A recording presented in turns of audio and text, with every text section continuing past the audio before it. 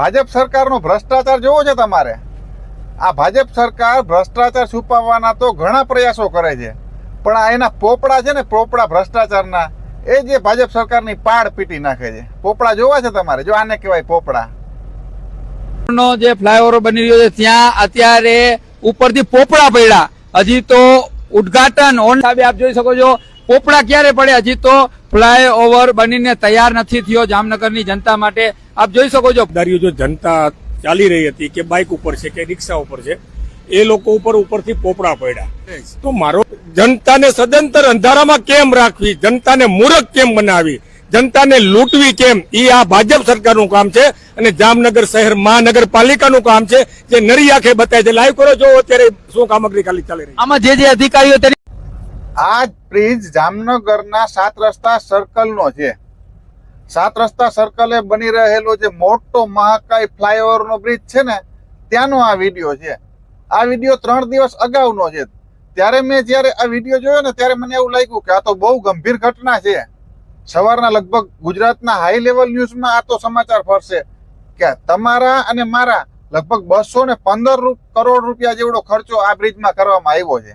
અત્યારે હાલ 90% જેટલો આ બ્રિજ બની પણ ગયેલો છે અને હજી એનું બ્રિજનું ઉદ્ઘાટન પણ નથી થયું. અને જો અત્યારે આ પોપડા પડતા હોય તો વિચાર કરો આ 5 કે 10 વર્ષ પછી શું થશે.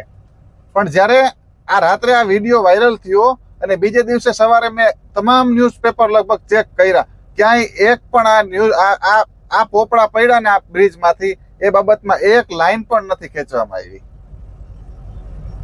ક્યાંક ને ક્યાંક આમાં ઘણા બધા લોકો ધરાણા છે.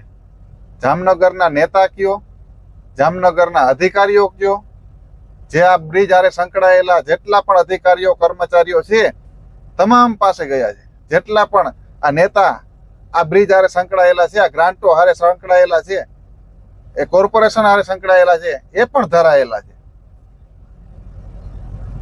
આ એક જાગૃત યુવાને જે પોતાના ન્યૂઝનો બૂમ લઈ જામનગરના ઉત્તર છેડેથી દક્ષિણ છેડે, પૂર્વ છેડેથી પશ્ચિમ છેડે સુધી તમામ યુવાઓ, બેરોજગારો, પીડિતો, ગરીબો, શોષિતો તમામ માટે જે રાત દિવસ અવાજ ઉઠાવે છે ને, એને બોલ્યો, એ અવાજ ઉઠાવ્યો. અને જામનગર આમ આદમી પાર્ટીના શહેર પ્રમુખે અવાજ ઉઠાવ્યો.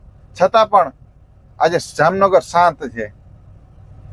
એટલે હું કહું છું કે આજે જામનગરની ધરા પૂછે છે 7 રસ્તા ફ્લાયઓવર બ્રિજના કરોડો ક્યાં ગયા? જવાબની રાહમાં ઊભી છે જનતા, પણ ફાઇલોમાં બંધ છે સત્યની વાર્તા.